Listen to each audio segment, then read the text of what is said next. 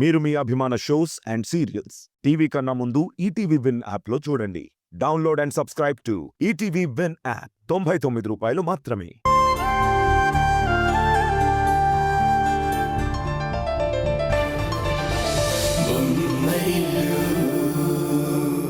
మీ ముగ్గురులో మాస్టర్ని చంపింది ఎవరు?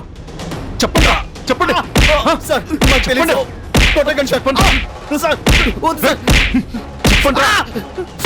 చెప్పండి వద్దు సార్. చెప్పండి ప్లీజ్ సార్. కొట్టకండి సార్. చెప్పండి. నాకే తెలీదు సార్. చెప్పండి నిజం చెప్పండి సార్, చెప్పండి మాకేం తెలీదు సార్. డబ్బుల కోసం ఒక మాస్టర్ని చంపేస్తారా? చెప్పండి కొట్టకండి సార్. తెలీదు సార్. సార్, కొట్టకండి సార్. మాకేం తెలీదు సార్. రే, మాస్టర్ గారిని చంపమంది ఎవరు? మీ వెనుకున్నది ఎవరు? మీ చేత ఈ మర్డర్ ఎవరు చేయించారో చెప్పండి. చెప్పండి చెప్పండి చెప్పు చెప్పండి చెప్పరా చెప్పండి. మీ చేత ఈ మర్డర్ ఎవరు చేయించారో చెప్పండి. సార్, మాకు తెలీదు సార్. సార్, వద్దు సార్. మీ వెనుకున్నది ఎవరు?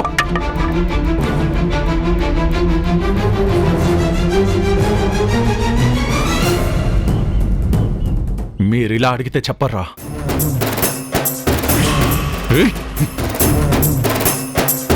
సార్, చెప్తావా షూట్ చేయమంటావా? సార్, నన్ను చేయదు సార్. నేను నిజం చెప్తా సార్. చెప్పు. ఆ మర్డర్ చేసింది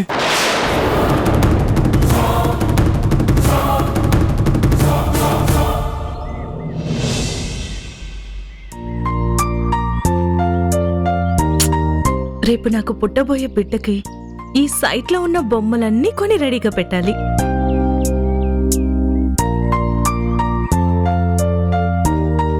హారిక, హారిక, ఏంటక్క, టైంపాస్ కాక వచ్చావా లేక ఏదైనా పనుండొచ్చావా? నీ వెటకారం ఆపి నేనొక విషయం అడుగుతాను, సూటిగా సమాధానం చెప్పు. ఓ, అడగడానికొచ్చావా? సరే అడుగు, చెప్తాను. నీకు మా నాన్న గురించి తెలుసు కదా? ఎందుకు తెలియకుండా ఉంటుందక్క? రోజుకు 10 సార్లు నువ్వు చెప్తూనే ఉంటావు కదా, మా నాన్న పెద్ద పొలిటీషియన్, బిజినెస్ మ్యాన్, మా నాన్న అది, మా నాన్న ఇది అని ఏదో ఒకటి చెప్తూనే ఉంటావు. మీ నాన్న గొప్ప గురించి తెలియకుండా ఎలా ఉంటుంది? నేను చెప్పినవి నువ్వు విన్నవి అన్నీ మా నాన్నకున్న ఒక యాంగిల్ మాత్రమే. ఇక్కడ నీ యాంగిల్స్ చూడలేక చచ్చిపోతున్నాం. మీ నాన్నకు కూడా యాంగిల్స్ ఉంటాయా? ఇదిగో ఈ వెటకరమే వద్దు అంటున్నాను. నేను చెప్తున్నది చాలా సీరియస్ హారిక. మరి విషయం చెప్పకుండా ఈ రెక్టాంగిల్ గురించి, ట్రయాంగిల్ గురించి నాకెందుకక్క? పాయింట్కి రా. ఇలా చూడు, మా నాన్న సంగతి నీకు తెలీదు. ఇల్లీగల్ బిజినెస్లు, కాంట్రాక్ట్లు, రియల్ ఎస్టేట్లు, మైనింగ్ లో ఇలా బిజినెస్ లో అడ్డొచ్చిన ఎంతో మందిని తొక్కితేనే ఇప్పుడున్న ఈ స్టేజ్ కి చేరుకున్నారు. ఇవన్నీ నాకెందుకు చెప్తున్నావక్క? మా నాన్న తొక్కుకుంటూ పోతున్న జనాల్లో మీ ఆయన ఉండకూడదు అని చెప్తున్నాను. ఏం మాట్లాడుతున్నావక్క? నేను చెప్పేది జాగ్రత్తగా విను హారిక. మా నాన్నని తరుణ్ ఒక కేసు విషయంలో చాలా చిరాకు పెడుతున్నాడు. వద్దని వారించినా వినడం లేదు. ఎలుక వెళ్లి పులి ముందు డాన్స్ చేస్తే ఊరుకుంటుందా? పంజా రుచి చూపిస్తుంది. తరుణ్ ఇంతలా విసిగిస్తున్నా ఎందుకు ఊరుకున్నారో తెలుసా? మన సంజయ్ తమ్ముడు కదా అని. కానీ శృతి మించితే మా నాన్న నిజ స్వరూపం చూస్తాడు. నువ్వు భయం వచ్చేలా చెప్తావో, బ్రతిమాలి చెప్తావో తరుణ్కి చెప్పుకో. ఇక మా నాన్న దారికి అడ్డు రాకుండా చూసుకో. సూపర్ అక్క. మీ నాన్న గొప్పతనం గురించి, మీ నాన్న నక్కతనం గురించి చాలా బాగా చెప్పావు. మరి నువ్వు తరుణ్ గురించి కూడా తెలుసుకోవాలి కదా. తరుణ్ సరదాగా ఇంట్లో వదినా వదినా అని నిన్ను పిలుచుకుంటూ తిరుగుతూ ఉంటే చాలా ఇన్నోసెంట్ అనుకుంటున్నావేమో. ఒక్కసారి యూనిఫామ్ ఒంటి మీద పడింది అంటే మీ నాన్నలా ఇల్లీగల్ బిజినెస్లు చేసే వాళ్ళ కంటికి నిద్ర పట్టనివ్వడు. మీ నాన్న నేరం చేయడంలో బంధుత్వాలు చూస్తాడేమో. మా ఆయన నేరం చేసిన వాళ్ళను శిక్షించడంలో తన మన భేదాలేమీ చూడడు. ఈ బెదిరించడాలేమైనా ఉంటే మీ నాన్న నువ్వు ఇంకెవరి దగ్గరైనా పెట్టుకోండి. ఇక్కడున్నది ఏసీపీ తరుణ్.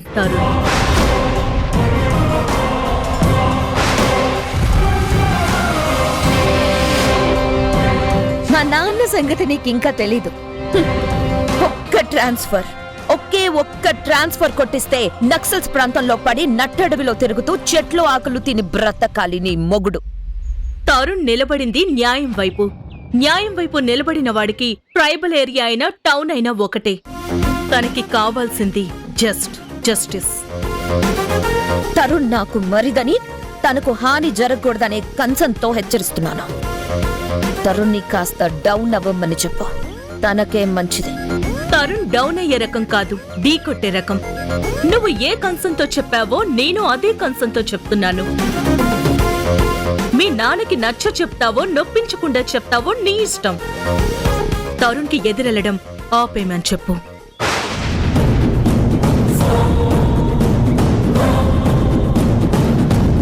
హారిక, మా నాన్నని తక్కువ అంచనా వేస్తున్నారు. మంచి చెప్పాలని చూశాను, వినకపోతే మీ కర్మ.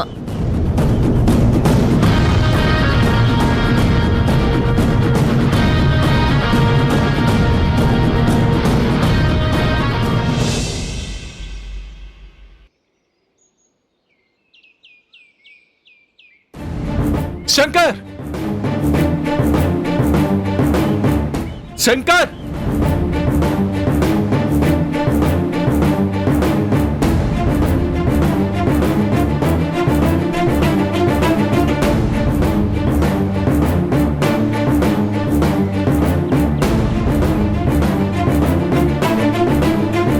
ఏంటి ఆఫీసర్, గావు కేకలు పెడుతున్నావు? ఇవి కావు కేకలు కాదు మిస్టర్ శంకర్, గాండ్రింపులు. ఒక నేరగాడు పంజాకి దొరికినప్పుడు పులిలాంటి ఒక పోలీసుడి నోటి నుంచి వచ్చే గాండ్రింపు. నువ్వు పులివో పిల్లివో తొందరలోనే తెలుస్తుంది ఆఫీసర్. ఇంతకీ ఇప్పుడెందుకు వచ్చావో అది చెప్పు. పర్సనల్ పని మీద వచ్చావా లేక పోలీస్ పని మీద వచ్చావా? మాస్టర్ని మర్డర్ చేయించి మంచి మనిషిలా చలామణి అవుతున్న నీకు ముక్కుతాడు వేయడానికి వచ్చాను మినిస్టర్. ఒంటి మీద యూనిఫామ్ వేసుకుని జీప్ వేసుకుని వస్తే సరిపోదు ఆఫీసర్. నాలాంటి వాళ్ళని అరెస్ట్ చెయ్యాలంటే ఆధారాలు పక్కాగా ఉండాలి. ఆధారాలు లేకుండా ఎగిరెగిరి పడితే ఏమవుతుందో నీకంటే ముందొచ్చిన ఆఫీసర్స్ని అడుగు, వివరంగా చెప్తారు. నీ వివరాలు తెలుసుకోవడానికి నేను ఇక్కడికి రాలేదు శంకర్. నిన్ను అరెస్ట్ చేసి నీ ఫ్యూచర్ నీకు చూపించడానికి వచ్చాను. అరెస్టా? నన్ను అరెస్ట్ చేయడానికి సాక్ష్యాలు ఉండాలి కదా. సాక్ష్యాలు లేకుండా అరెస్ట్ ఏంటి ఆఫీసర్? చూడండ్రా, సిన్సియర్ పోలీస్ ఆఫీసర్ అని చెప్పుకుంటాడు, చిన్న పిల్లల్లా మాట్లాడుతున్నాడు ఈ ఆఫీసర్.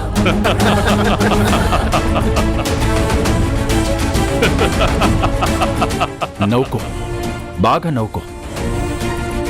ఇంకొంతసేపట్లో ఆ నవ్వు ఇంక ఉండదు. నువ్వంటున్న సాక్ష్యాలు, నువ్వు ఎదురు చూస్తున్న ఆధారాలు అన్నీ వస్తాయి. అవన్నీ రెడీ చేసే స్టేషన్లో పెట్టే నేను రంగంలోకి దిగాను. ఓ, కొంతసేపు ఓపిక పడితే అరెస్ట్ వారెంట్ వస్తుంది. అప్పుడు నీకు అన్నీ అర్థం అవుతాయి. ఏంటి, కనీసం వారెంట్ కూడా లేకుండా నువ్వు నన్ను అరెస్ట్ చేయడానికి వచ్చేసావా? ఏంటి ఆఫీసర్, ఇది నీకు ఫన్నీగా అనిపించట్లేదు? నీకు కామెడీ చేయడానికి నేనే దొరికానా? సాక్ష్యాలు గిక్ష్యాలు లేవంటే అదొక లెక్క, అసలు వారెంటే లేదంటే ఇదేం లెక్క ఆఫీసర్? నువ్వు నిజంగానే ట్రైనింగ్ అయి పోలీస్ జాబ్కి వచ్చావా లేకపోతే మీ అమ్మ పలుకుబడి ఉపయోగించి ఈ జాబ్ కొట్టేశావా?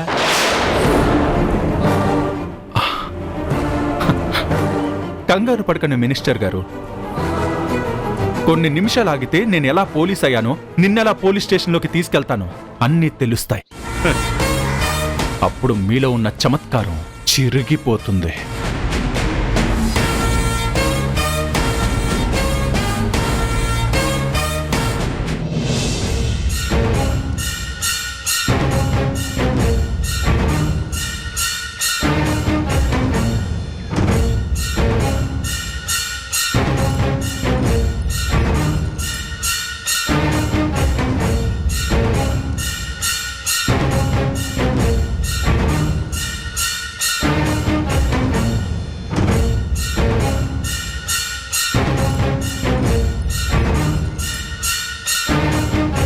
అమ్మా, మీరు భయపడకుండా చెప్పండమ్మా, వీళ్ళైనా మీ భర్తను చంపింది?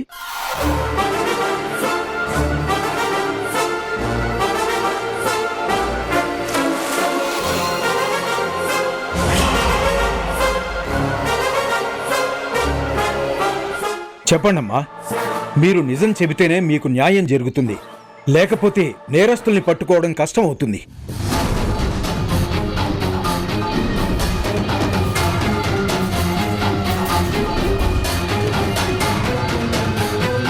ఆ రోజు మాస్టర్ గారిని హత్య చేసింది వీళ్ళేనా కాదా?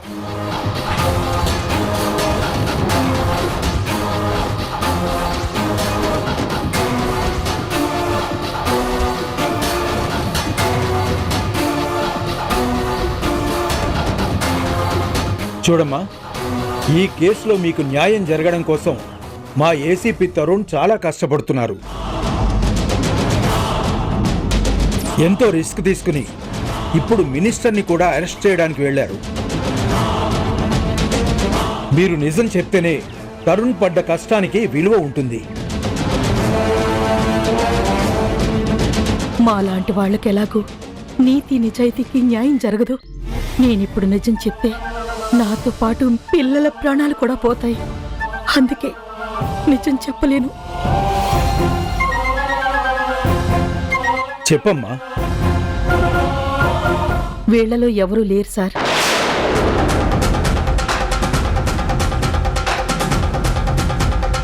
నా భర్తను చంపింది వీళ్ళు కాదు.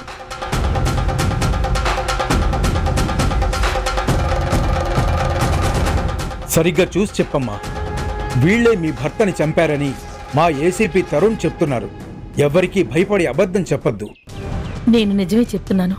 ఎవరికీ భయపడడం లేదు. కానిస్టేబుల్స్. Okay sir.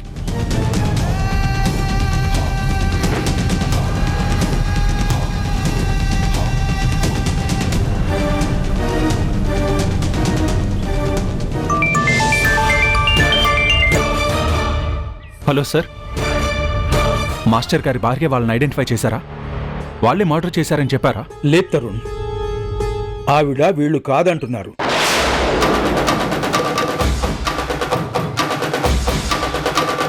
అసలు వీళ్లలో తన భర్తని చంపిన హంతకుడు లేడంటున్నారు.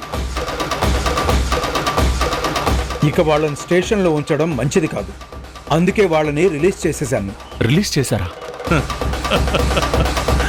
వాళ్ళు స్టేషన్ దాటారంటే ఇక వాళ్ళని పట్టుకోవడం చాలా కష్టం సార్. వాళ్ళ వెనకాల ఎంత పెద్ద తలకాయలున్నాయో మీకు తెలుసు. అంత పెద్ద తలలున్నాయి కాబట్టే నాకు ఈ కేసు ఇంత తలనొప్పిగా తయారైంది. అయినా ఆవిడే వాళ్ళు హంతకులు కాదని చెప్పాక మనమేం చేయగలం? ఆవిడెవరికో భయపడేలా చెప్తుంది సార్. ముందు వాళ్ళని స్టేషన్ దాటకుండా చూడండి. ఐఎమ్ సారీ, వాళ్ళను రిలీజ్ చేశాను. నువ్వక్కడ ఏ గొడవ చేయకుండా వచ్చేయి. నేను చెప్పేది విను తరుణ్, వచ్చేయి.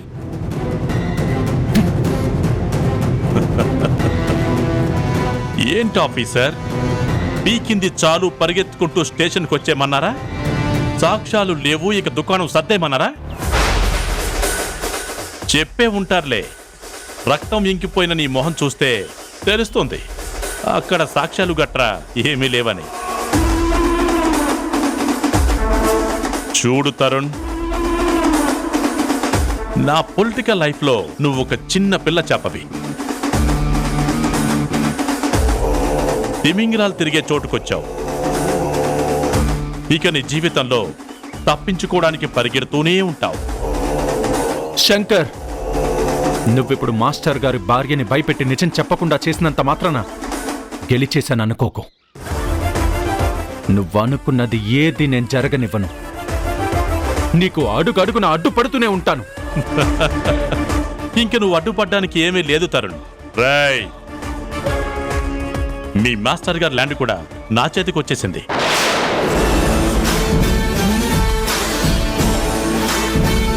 ఇవేంటో తెలుసా? మీ మాస్టర్ గారి భార్య, వాళ్ళ పిల్లలు, వాళ్ళ ల్యాండ్ నాకు అమ్మినట్టు వాళ్ళ స్వహస్తాలతో సంతకాలు చేసి ఇచ్చిన డాక్యుమెంట్స్. ఏ భూమి కోసం పోరాడి బడిపంతులు గారు భూమిలో కలిసిపోయారో ఆ భూమి నా సొంతం అయిపోయింది. అసలు నీకు అర్థం కాని విషయం ఏంటంటే తరుణ్, మీ మాస్టర్ గారిని నువ్వే చంపేశావు. నువ్వు మీ మాస్టర్ గారికి మద్దతు ఇచ్చుండకపోతే అతనంతలా ఎదురు తిరిగేవాడు కాదు. ఎప్పుడో ఎంతకో కొంతకు ఆ ల్యాండ్ నా చేతుల్లో పెట్టేవాడు. నువ్వు మద్దతిచ్చావు, మట్టిలో కలిసిపోయాడు. ఇక నుంచైనా నాలాంటి వాళ్ళతో పెట్టుకోకుండా బుద్ధిగా స్టేషన్కు వచ్చామా వెళ్ళామా అన్నట్టుండాలి. అర్థమైందా? వచ్చిన దారినే దయచేయండి ఆఫీసర్.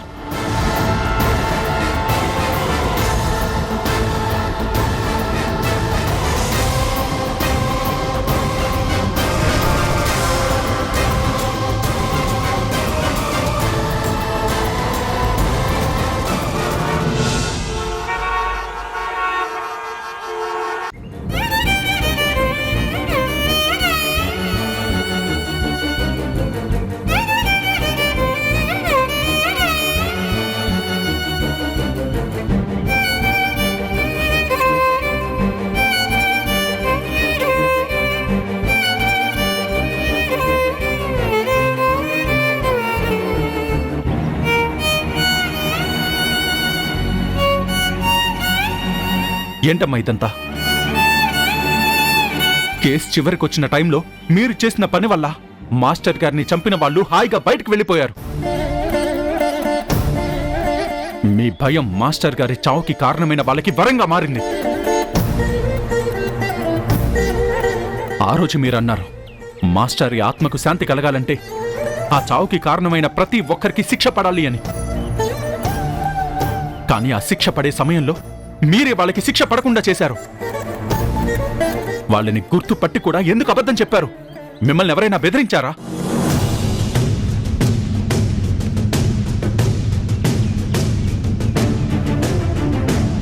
చెప్పండమ్మా, మిమ్మల్ని ఎవరైనా భయపెట్టారా? అలాంటిదేమైనా ఉంటే నేను చూసుకుంటాను.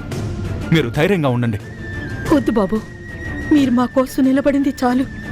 ఇక మా కోసం మీరు ఎలాంటి సాయం చేయనవసరం లేదు. మీకు పాఠాలు చెప్పినందుకు మీరు మీ మాస్టర్ పట్ల చూపించిన కృతజ్ఞత ఇక చాలు. అదేంటమ్మా అలా మాట్లాడుతున్నారు? మరెలా మాట్లాడమంటావు బాబు? ఇంటిని కాపాడుకోవాలని వెళ్ళి ఇంటి పెద్ద దిక్కునే కోల్పోయాం. అప్పుడు మీరందించిన అభయం ఏమైంది? మీ మాస్టర్ గారి ప్రాణాన్ని నిలబెట్టగలిగిందా? లేదు కదా. అప్పుడు ఆ ఇంటిని వదులుకునుంటే ఇప్పుడు ఈ క్షోభ నాకుండేదే కాదు. పోయిన ప్రాణం ఆత్మ శాంతించాలని ఉన్న ప్రాణాల్ని పోగొట్టుకోలేను బాబు. వాళ్ళు మిమ్మల్ని కూడా చంపేస్తామని భయపెడుతున్నారా? మీరేం భయపడకండమ్మా. మీ ప్రాణానికి నా ప్రాణం అడ్డేస్తాను. ఆ రోజు నేను ఏమరపాటుగా ఉండడానికి కారణం వాళ్ళు హత్య చేసే వరకు వెళతారని నేను ఊహించకపోవడమే. కానీ ఇప్పుడు అలా కాదు. ఎట్టి పరిస్థితుల్లోనూ మీ జోలికి వాళ్ళు రాకుండా నేను చూసుకుంటాను. వాళ్ళిప్పుడు కూడా నీ ఊహకు అందలేదు బాబు. వాళ్ళు చంపుతానని బెదిరించింది నన్ను కాదు, నా పిల్లల్ని.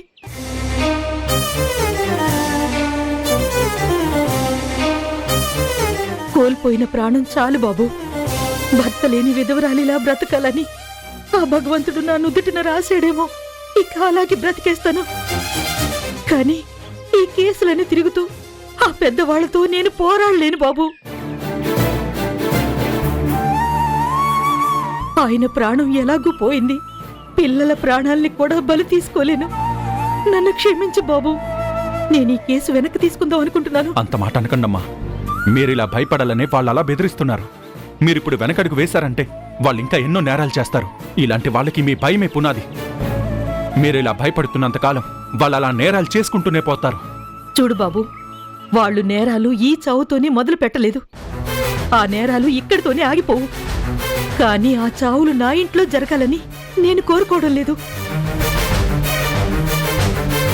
అందుకే ఈ కేసులకు దూరంగా నా పిల్లలు నేను ప్రశాంతంగా బ్రతకాలని కోరుకుంటున్నాం. ఇప్పటి వరకు నువ్వు చేసిన సహాయానికి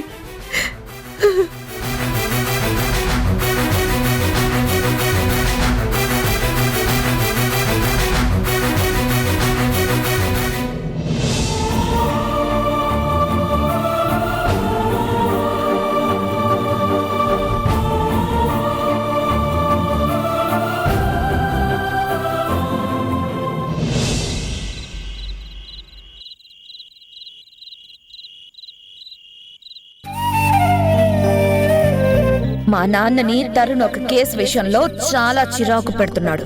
వద్దని వారించినా వినడం లేదు. నువ్వు భయం వచ్చేలా చెప్తావో బ్రతిమాలి చెప్తావో తరుణ్కి చెప్పుకో.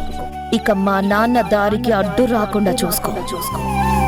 తరుణ్ ఈ మధ్య ఆ కేసు విషయం గురించి రెస్ట్ లేకుండా తిరుగుతున్నాడు. యువతల ఈ మేఘన అక్క నన్ను భయపెట్టాలని చూస్తుంది.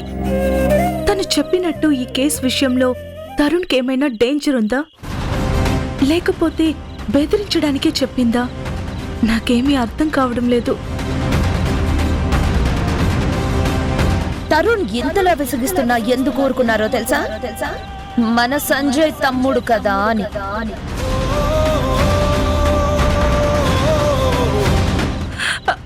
అమ్మా అక్క అమ్మ హారిక, అమ్మా నొప్పి అమ్మా. ఈ రాత్రిపూట సడన్ గా దీనికేమైంది? ఏమైందక్క? ఏమైంది? అమ్మ హారిక, ఏమైందమ్మా? అమ్మ హారిక, విపరీతమైన నొప్పి. అమ్మ ఉషా, అలా సోఫాలో కూర్చోబెట్టమ్మా. జాగ్రత్త, జాగ్రత్త. అక్క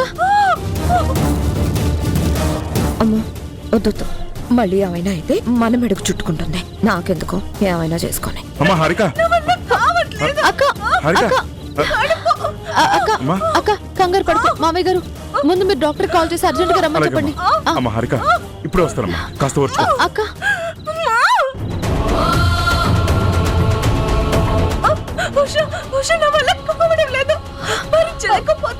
అక్క లోపలేమవుతుందోనని భయంగా ఉంది. అక్క ముందు నువ్వు టెన్షన్ పడుకో, నీకేం కాదు. మావయ్య గారు డాక్టర్ కాల్ చేస్తున్నారు, వచ్చేస్తారు. డాక్టర్ వచ్చేంత వరకు నువ్వు కొంచెం ధైర్యంగా ఉండక్క.